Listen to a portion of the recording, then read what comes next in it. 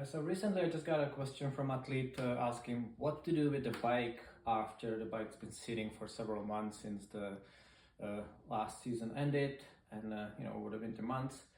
And I think it was a good timing because I can tell you a little bit what I did with Marnie's bike. That also, when was the last time you rode it? I think it was in Cozumel, right, in early December. So since then the bike's been just sitting.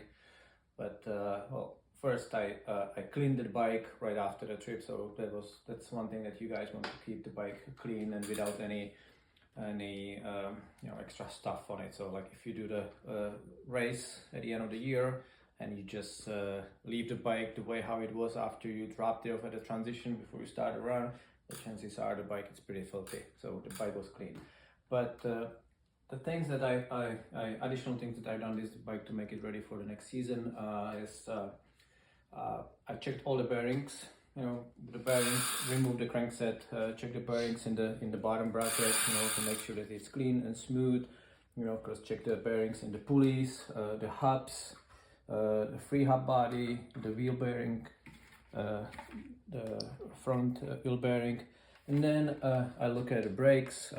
Check the rotors, not just that they are straight, but also the thickness of the rotor, because they don't last forever and eventually they will wear out. And most of the rotors, they will say that the minimum thickness is XYZ. So typically the rotors are about 1.8 millimeter thickness. If it gets to 1.6, it's time to replace it. I check the brake pads, because again, they don't last forever. Sometimes we go over, a couple sets during the year. So these are the brake pads. Remove it, check it, clean it. And then, of course, another thing that a lot of athletes don't know that it should be checked or done is make sure that the brake fluid is still good, in the good condition.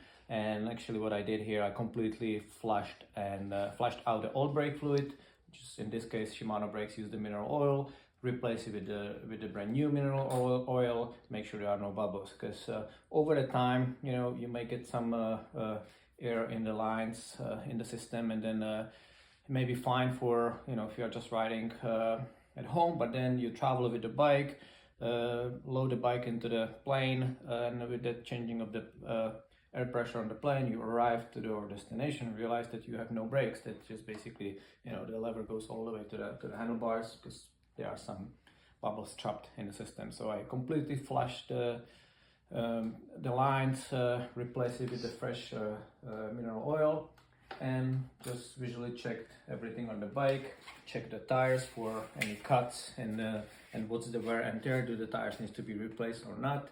In this case, the tires are still good, but of course, since the bike was sitting, and these are tubeless tires, there's no way that there is actually liquid sealant in it.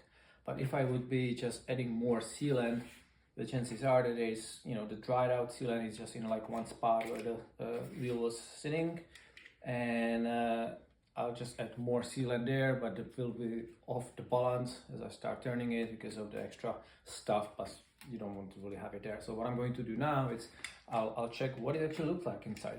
I'm curious, you may be, so I'll open up the tire, check it out, and see what it looks like inside where there used to be a liquid sealant. So